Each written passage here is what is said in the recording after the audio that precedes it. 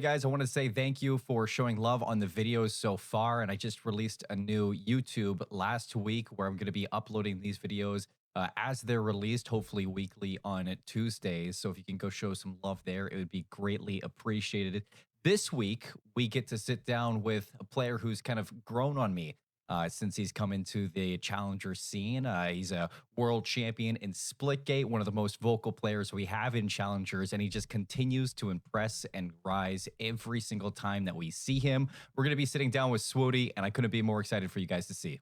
All right. Well, Swooty, welcome and thanks for jumping on with me. How you feeling? I'm feeling good, Colin. Appreciate the invite.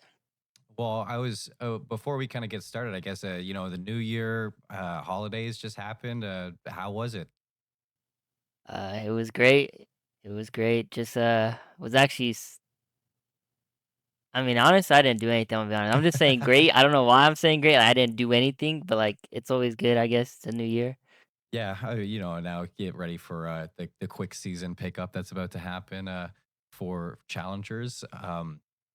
It's right around the corner, and we got a lot to talk about for that. But before we kind of jump in with challengers, I do want to kind of start from the beginning with you because you got such a unique story in Call of Duty, and I'm not sure a lot of people actually know the story. So I was going to ask from your side, where did competitive video games start for you, just in general? Um, well, my first ever like competitive was Modern Warfare 2019. I actually played challengers back then. Not a lot of people like, I was obviously like a random. Like I was 16 years old. I shouldn't even been playing challengers, but like I didn't really care about the rules. I just wanted to play, and I've always had that yearn to compete, and I've always been like competitive. Like I never competed. I always like was the pub kid, or I played ranked or whatever. But like I knew I was good, and like I was like stomping on people. So I got pretty interested, I would say, during MW 2019, and that's when I realized with the whole CDL, and that's, I guess, the first game where I've started to compete, like actually to do something in gaming. Okay. And where does like the transition from Call of Duty into Splitgate kind of happen for you? Well, there was this one week where Splitgate blew up. I seen all over TikTok, all over social media, and a lot of the Call of Duty, challenger players and people that I see in the Call of Duty scene, they were playing it at that time, and I kind of hopped on board, I guess, with everybody while everyone was playing it as a shooting game, so it caught, it caught interest. And I mean, after like a few weeks, everyone kind of went back to their old stuff, but I was something about the game that like I just it kept me hooked, and I was competing against quote unquote pros during that time that were like already played Splitgate like even before it released then, and I was hanging with them. I was like, "Bro, these are like the pros," and I was like doing my stuff. So I was like, "Bro, I could definitely go pro if they actually do something." And I just kept at it, networked my way with the Splitgate community, and took it from there. Yeah. And you were kind of telling me beforehand because I was interested with the whole Splitgate scene because I don't know much about it. You Yes, sir. said you were picked up by T1, competing underneath them for the world championship, and then you are a champion in general. Like, what is it like? What did it look like for you competing then, like playing against these pros and playing underneath an org like T1? I mean, honestly, uh, well, at first before T1, I was on E United. I got traded to Okay. T1 during the last year to, that's when I ended up winning. But just being able to compete under, T1, E United, and honestly it was a blessing. It was a dream come true. It's, as a gamer, you see like the org, people playing obviously on the bigger ones like FaZe, Optic and stuff, but knowing that it wasn't just, and I mean this all due respect, just some random, organization on Twitter or something. These are known organizations that have done a lot of stuff in the scenes.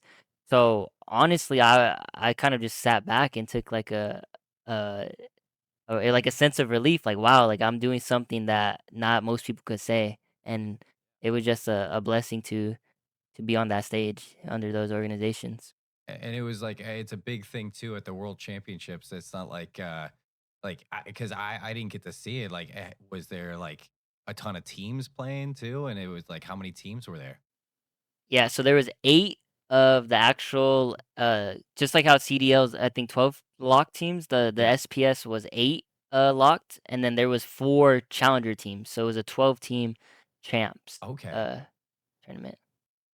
That's awesome. And you know, world champion too. Then you know, you move and you transition back to Call of Duty for it was Black Ops 6 was the start back, or was it MW3? Um, that's actually a good question. I believe because I did play MW3. No, MW3. I was just playing ranked. I didn't compete in Okay. challengers. I didn't do any cups. But I did play that game a lot. I played ranked play. I guess I kind of went more towards like streaming and that sense. But then BO6, yes, last year I wanted to because I kind of lost not lost passion, but again, I've always had that desire to compete, and I've always been good at I felt like I can do this, playing ranked in MW and MW3, like I was playing against, obviously it's just ranked play, but I seen some former pros, some top challenger players, and like I was holding my own. So I was like, I'm actually gonna try at this in BO6. And you found yourself in a pretty good spot too for BO6 because I mean you transition over, you get yourself playing in challengers, cups, elites, it really everything under the sun that is in terms of competing for Call of Duty. Uh, what would you say was like the easiest transition into Call of Duty from Splitgate for the first year competing?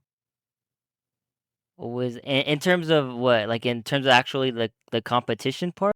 Just like just playing the game, just kind of moving from one title because you went from Call of Duty to Splitgate back to Call of Duty. So that time from Splitgate back into COD, was it tough to relearn or did you find it kind of easy to relearn?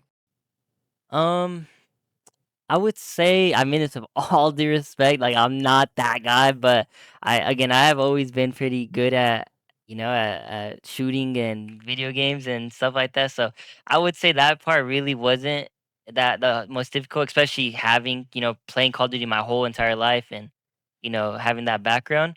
But I would say definitely like when it got into challengers, hitting into that different gear of like, okay, these guys are also really good too, that definitely has been a learning curve, and still to this day, I'm still trying to progress as well. Oh, hey, well, it's working in your favor so far.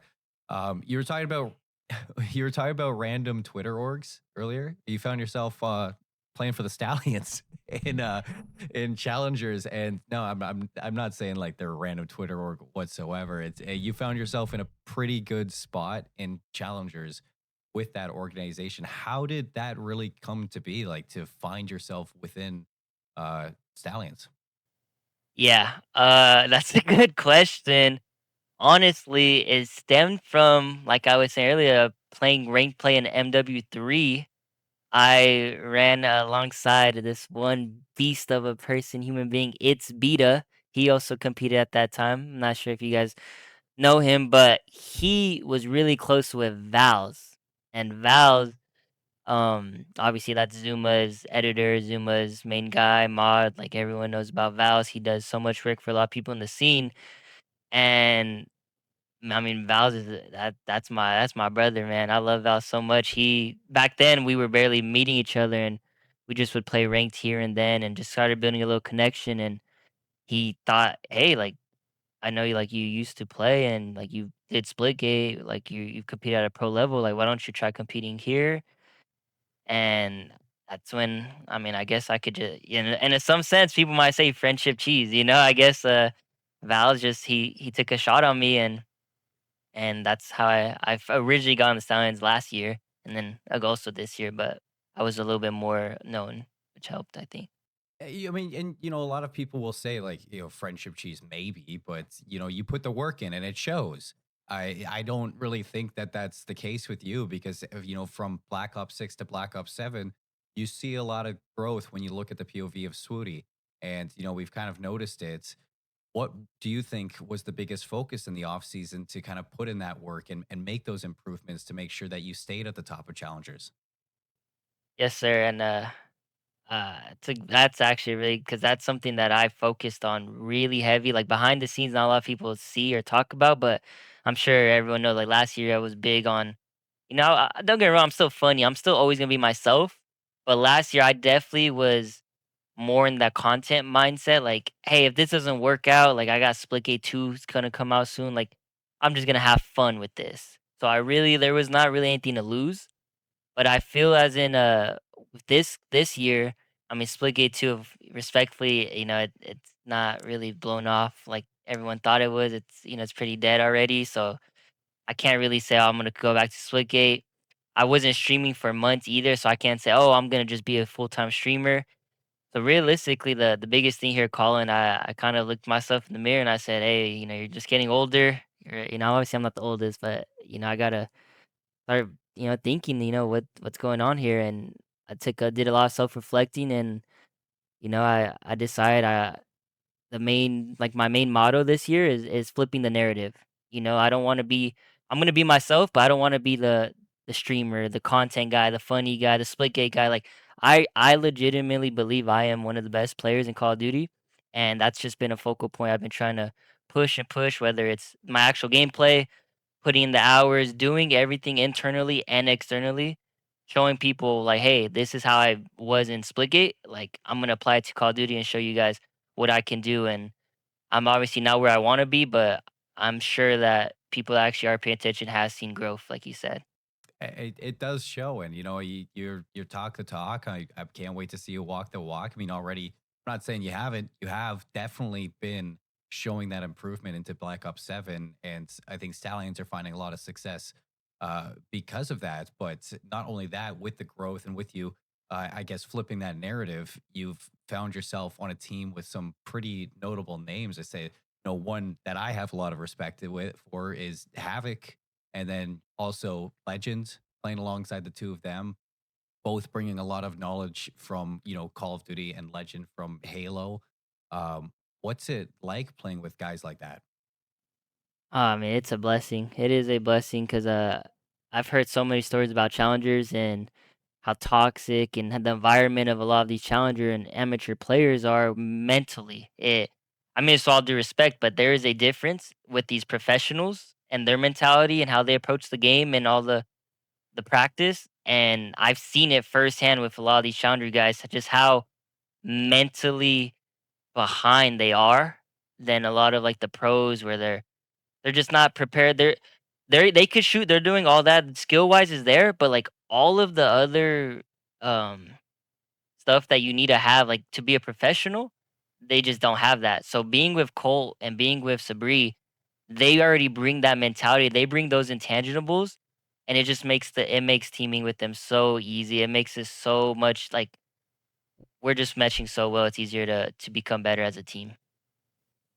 Of course, and a lot of people talk about the intangibles. Nobody really understands until you're in that situation and you see it firsthand that it Mhm. actually makes such a big difference with that professional mindset that you bring to the game Yep. inside the server and outside the server. So it's really good that you're getting that, and Encourage is getting that too now, and you and Encourage are both coming up at the same time. What's it like, kind of seeing that growth through him as a teammate? Yeah, I mean, I love Encourage so much. That brother is going to be in the league. Mark my words, real soon.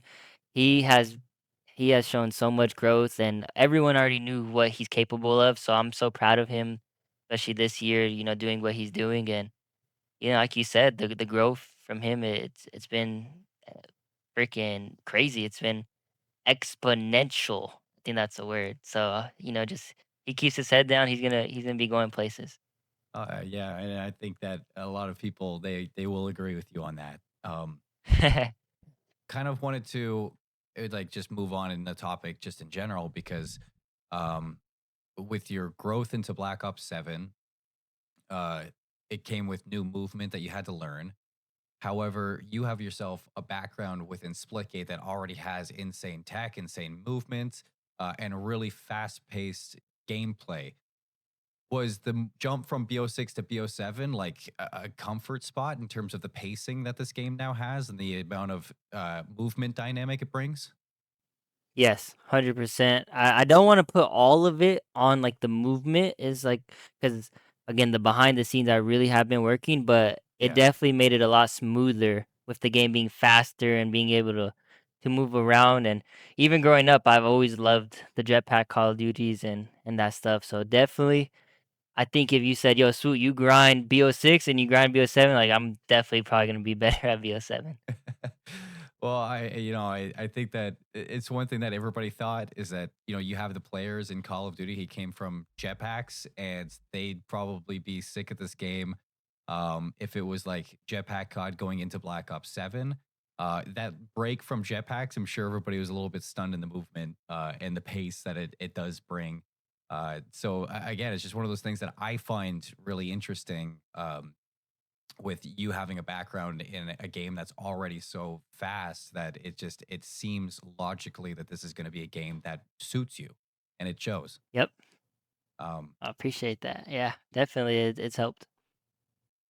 but with Black Ops 7 too, a lot of fun things to kind of look forward to in challengers in general, because not only do you get events at every single LAN, we get LAN events in Europe. And for you, I was wondering if, your past in competing has ever brought you across the ocean.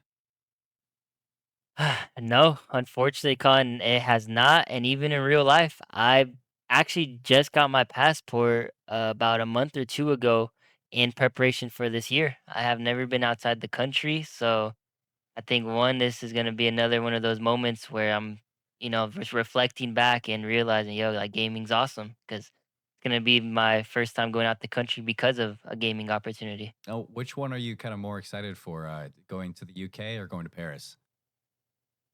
I mean, I think we gotta say Paris, man. Like everyone knows about Paris, the Eiffel Tower, we little breadsticks and some love, city of love. So I am excited for UK though. I definitely am. I'm just trying But to create Paris is some. Paris. I'm trying to create some like enemies. Maybe the EU fans might have some choice words to say about that, I but got you. Frick the United Kingdom. There you go. I got you. no, I think I'm excited to see everybody go to Paris as well. I think that's going to be awesome because I don't think we've ever. It's been a long time since Call of Duty went to Paris, so it's been Wow. long, long time. Um, Yes, sir. what do you think it's going to be like with the time change for North America to Europe? Do you think you're ready for that? I I know as a pro I will be ready for that, but I can tell you right now I don't know like how it's gonna be because Yeah, I've never even been outside the country. But I will be prepared. I know that for sure. I think a lot of people are. That's something I've been asking a lot of the players. When I talk to them, it's just it's a change because for the past couple of years, it's always Europe coming to North America, and they got to change. But shoes on the other foot now, and it's like it's trying to make that time jump is going to be tough for a lot of teams to kind of figure all of that out. But a Yeah, lot of events to definitely. kind of go to for you this year. A lot of competing and a lot of growth for you yourself in your drive in Black Ops 7 and for Call of Duty. What kind of steps have you put in place to, or what kind of goals have you set for yourself this year to kind of be that CDL caliber player in terms of in the Uh, game and outside the game, either or? yes, sir. Well, I know for sure a big thing I would say is being coachable because I think a big thing I know I can shoot. A lot of each other players can shoot, but it's all the other stuff that separates you in the like playmaking and understanding the game. That's been the biggest goal for me because last year, I came so late. I mean, I only played like 2 cups, and then DreamHack and boom, that was it. That was my year, and I played literally like 1/4 for the year. So this year, being able to start from the beginning, I set out goals like, hey, no, like there's no excuse. Everyone's on the same playing field. That's literally was the motto at the start of the year. Everyone's on the same playing field. We're all starting on a new game. No excuses, swoop. And the biggest thing is just how am I gonna separate? I've been putting in the hours out, outside the game, watching VOD, doing this and that, and truly trying to understand and grasp the concept of competing in Call of Duty, but also the actual game itself. And that's been a big difference maker. I kind of it's funny to me because it relates to kind of Splitgate. Like that's how I know I'm getting better. Respectfully, is in Splitgate when something would happen, I already knew like, hey, it causes this, it causes they're spawning here, or whatever the scenario is, like the complex scenario, not like that the simple stuff, the complex things. And in Call of Duty, I'm starting like some sort. Obviously, I don't want to come off like I know everything. I'm still learning. I make so many mistakes, but I see some stuff and I'm like, wow, I wouldn't have picked that up or I wouldn't have been aware of that if this was last year. So it's been awesome, seeing it develop in real time. And that's been the main goals that I've had is just truly understanding the game. And I just don't have any regrets, Colin. That's the biggest part. I think a lot of people could agree with you on that one. Just leaving it all on the field, making sure that you look back and you're driving to be the best version of yourself every single day um, through competing. I have a kind of a fun question. And I was trying to figure out what to ask you to kind of close out the interview, but um, I mean, you talk about um, how like you say that you're like the best player in COD right now in your eyes. Especially for Black Ops 7. I love that. That's the confidence that I love to hear from players. Do you have a player in your mind that is like your dream duo to play with if you ever made it to the league? Oh wow, no, I actually haven't thought about that. I can only choose one. Yeah, I just like if you found yourself in a position where you got to, pick somebody who's you think you'd be the unkillable duo, what would that be? I gotta go with my boy Anthony Cuevas, aka Mr. Two Time, aka Shotzi. That's my guy, and he's different. He's different, man. Me and him. That would be a quite the duo, man. That would be a loud duo on the stage. Yeah, Well, that would be awesome. I appreciate that, and it's a tough question. I'll put you on the spot there. So it's Yeah, it's it's fun to kind of hear what kind of players think in that sort of situation. But yes, that's sir. all I got for questions. I now get to kind of sit there and say, do you have anything that you kind of want to talk about the season? Um, Nothing much. Just all the challenger players. Just be on the lookout because I'm coming. I'm here. You matter of fact, I'm not even coming. I'm here already. You feel me? So I would say just hey, 3, 2, 1 cinema. Show. I'm gonna give a show, and I'm excited for the whole year. It's gonna be a long year. It's gonna be a good year, and yeah, I'd say that's pretty much, Colin. And where can people find you? People can find me on Twitch at Swooty18. You can follow me on Twitter at Swooty World WRLD. YouTube Swooty and TikTok Swooty. Yes, sir. Everything. We got the plugs. Well, appreciate you for coming on. And best of luck with the elites this weekend. Oh, appreciate that. Thank you so much, Colin.